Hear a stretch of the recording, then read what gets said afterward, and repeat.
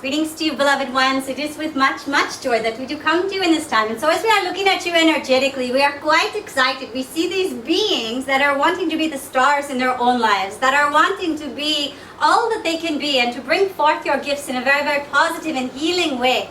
And you know, we want to use the example of a great theater performance. If any of you have ever been to Broadway or some of these very exquisite shows where the timing is perfect, the music is just simply perfection. And there's a synchronicity between all the players. There is a synchronicity between the orchestra and the lighting and all the different parts that make this performance come to life. And so we say to you, sometimes in life it may feel like you're just part of the audience instead of up on the stage, and it may feel as though you're working the music but you're not getting to be center stage. And that is as it needs to be, because each other person, sometimes they need you to be their backup. They need you to be their support. Other times they need you to sort of shadow them, to be the secondary person in their life. So there is a way that you play many different roles simultaneously as you travel through life. You may be the star figure in your child's life and yet be the background figure in your child's teacher's life. And that is how life works, is sometimes you are center stage and other times you are way in the back. The problem that happens is when you always want to be center stage in somebody else's life and they're saying, you're a bit part, we're sorry. In this particular performance, you get that role over there. And what happens is the ego doesn't like this. The ego says, I want to shine, I want to shine, I want to be the best I can, I want you to see me. The ego wants to be seen. And so sometimes it takes a little bit of humility to be able to just step back and accept the role that you have been given in another person's life. You may not be that significant. You may be the extra. You know, in movies they have sometimes hundreds of extras. They don't get any speaking parts. They just sort of put on a costume or uniform and they're the soldiers marching. They're the audience doing the wave. They're whatever they are. They have a very minimal part. Sometimes it is like that. So when you can start accepting the role that you have in another person's life and stop trying to be center stage in a performance that maybe doesn't even really include you. It would be like going to see a great show on Broadway and jumping up from the audience and singing with the lead singer. Oh! And it's not your part. It's not your time. So this listening inside, this listening to your own particular path, where it is that you need to go, how it is that you need to shine. Each of you has been designed with a unique unfolding plan in your heart of the best way for you to adequately and completely use your particular gifts and abilities.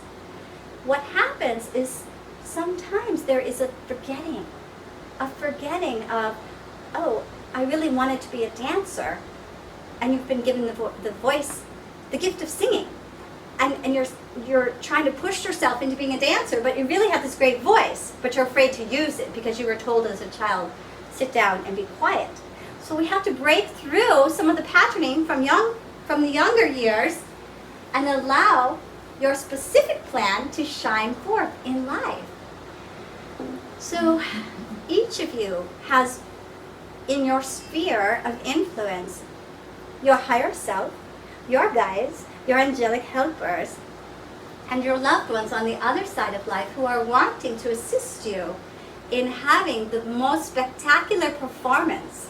And we mean this in a very complimentary way, that when you review your life, when you get to the end and you look back, you say, wow, I really shined. I was the star in my life, regardless of what position you had in anybody else's. But when you're looking for approval from anybody else, it's going to be hard for you to shine, because there's always that holding back a little bit. If I act just this way, they might like me a little better, and you hold back.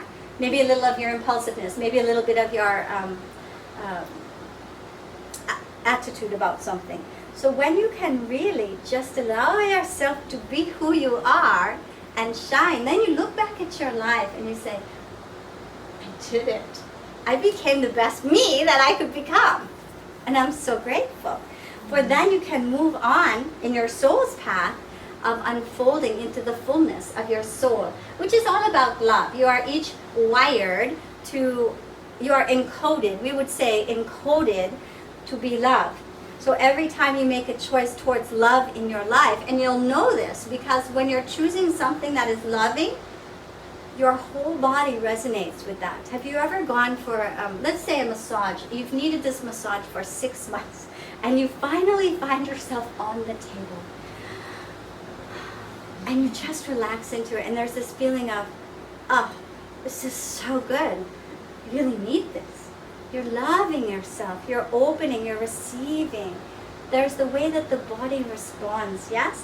So you can feel this, but sometimes what happens, you get intuition. This is the most loving thing I can do for myself, but I'm not going to do it because of the programming. I must work, I must produce, I must tend to other people's needs. I have responsibilities that I must complete. I cannot sit and read this inspiring poetry right now because then I'm not completing my tasks. So there is a way that as you begin to listen more and more fully to your intuition, your life starts to magically unfold.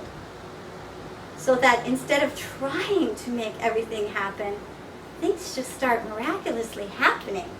You find that job you wanted. You find that place you wanted to live. This trip comes into your world. This connection happens. Why is that? It's because you're listening to all the yeses. Yes, yes, your soul is saying yes, yes, yes. But when you get stuck, we call it stuck in a rut. Have you ever been stuck in mud and you spin the wheels and you go deeper into the mud, right? In order to get out of the mud, you have to put something to create a friction in between. You have to, in order to rock the car up out of the mud, right?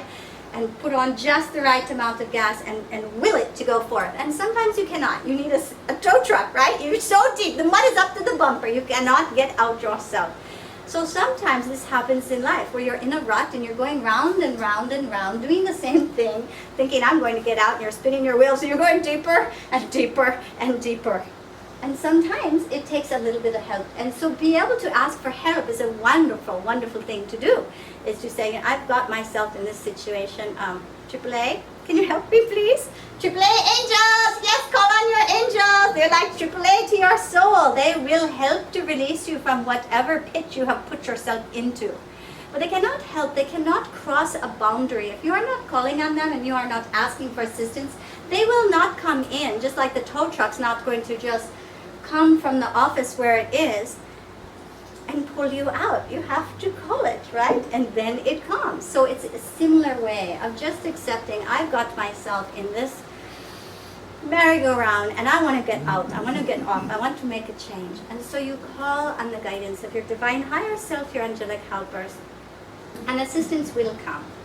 So we are here, we are most delighted that each and every one of you is here with us today, and we would be happy to answer any question that you would like to ask. And we simply ask you to say your first name, to raise your hand, and then to come up here and repeat your name 3 times. Yes, dear?